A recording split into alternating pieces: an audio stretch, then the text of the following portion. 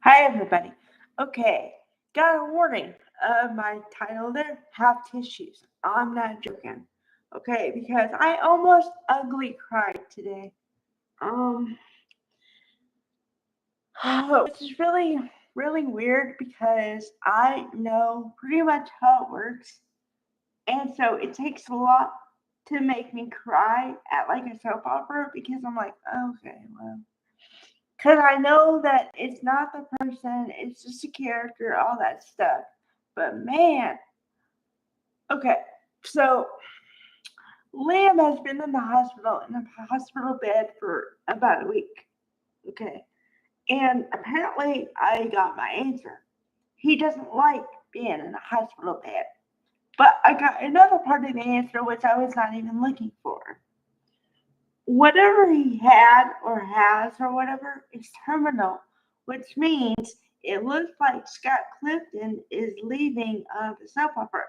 And the only reason I say that is because all of a sudden, okay, you know, they've also been talking about the daddy daughter dance for about a week, right? And Kelly has been looking forward to it for a longer time than that. And and then so today was the day, right? Okay, so Liam knows that. And Liam, poor Scott Clifton, man. I know it's all acting and stuff, but this dude had tape all around his head, all over his head. I mean, and so okay. He now knows priorities. And to be clear, I think he always did know priorities. It's just I don't like the way they wrote the character, but anyway. Because they wrote him like wishy washy all the time, and you know how I feel about wishy washy. Okay, so but he doesn't want to disappoint Kelly. But the thing is that Steffi and Liam have made a pact, kind of, to not let the kids know what's going on with them because they're little girls. Okay, like they're too young to know. They can know he's in the hospital, but then they'll start asking why. And I think they think they're too young to know that. So they made an agreement to not even tell him that he's been in the hospital. Okay. So there's a problem with that now gonna happen because apparently, like I said, whatever he's got is terminal. So how are you gonna tell a kid that, oh well, your daddy is like, I don't know, not gonna be here, and I don't know. I mean, what choice do you have? For me, I feel like you have two choices. You either don't say anything, which is bad, because then they have no clue. Then they're scared. Or you tell them and they still have questions, but then if you don't answer them, then you feel like you're lying to them. So I don't know. Um, there was one scene with Taylor and Rich today, and I wasn't mad at it for once because okay, now I talk about chemistry all the time, okay? With these two characters, you can feel the chemistry, and I mean like they're two kinds of chemistry too. Well, there's a lot of kinds of chemistry, but anyway, I'm gonna narrow it down to two, okay? There's the kind of chemistry where you've been friends with a person forever, and you have that kind of chemistry. You know each other, you like each other, you've been friends forever, right? You know stuff about you know stuff about each other that other people don't know. That's one kind of chemistry. The other kind of chemistry is romantic chemistry where you want to rip people's clothes off and we've seen it, right? Okay.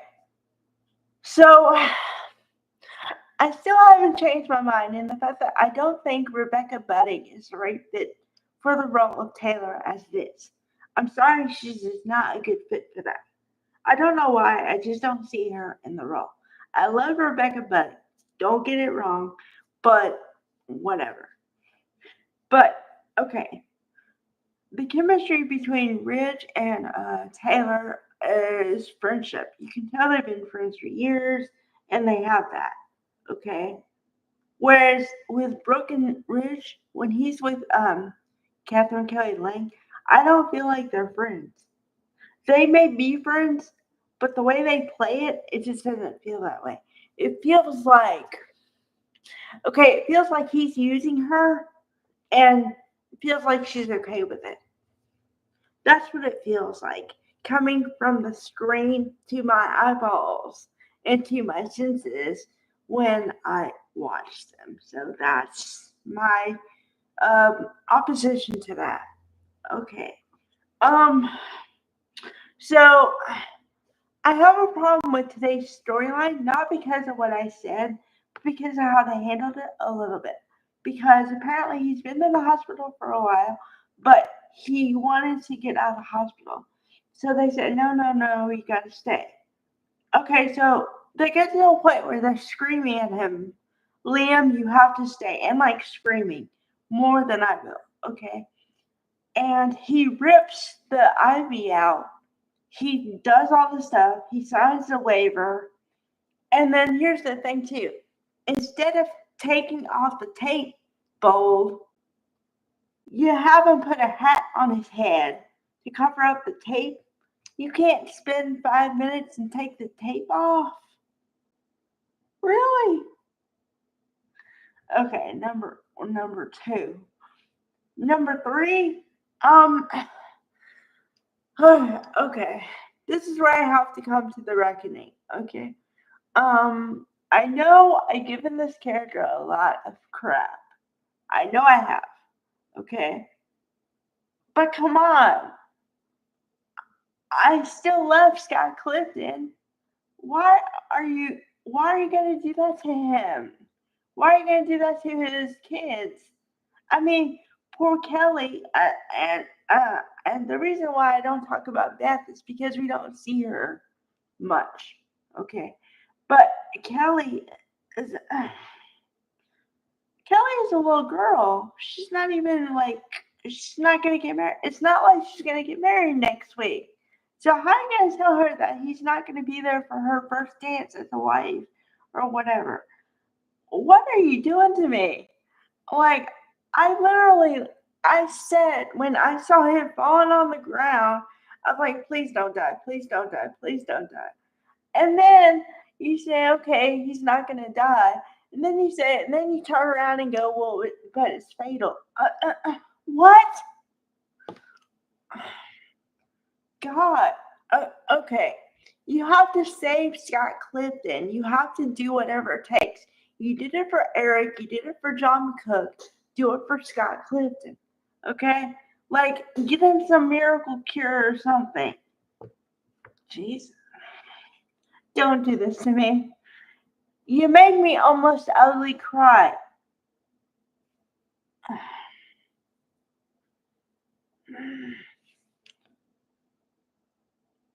Oh wow.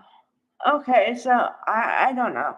And as far as spoilers, don't have any. All they said was all new episodes next week. That's it. No scenes, no nothing. Oh, and by the way, I don't think they were trying to hide the fact that Jacqueline McInnes Woods or whatever is pregnant because I saw her in the clothes and she's definitely pregnant. So I don't know if they were trying to hide it. If they were, they didn't do a good job. I don't know. Maybe she didn't care, but I'm just saying. It's like okay then. um. So anyway. Okay. Some stories.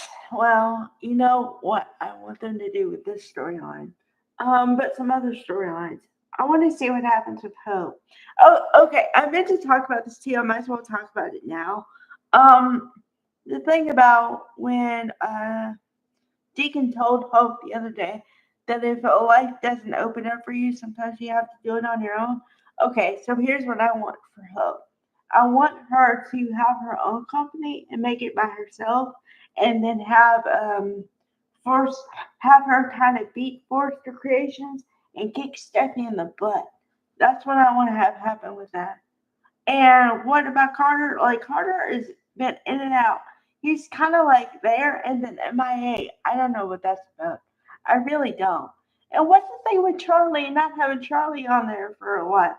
I mean, you got some people coming in there, in and out, and like Charlie's not even there anymore. What's up with that? There's some holes, both. Okay, so all right. Bye, everybody.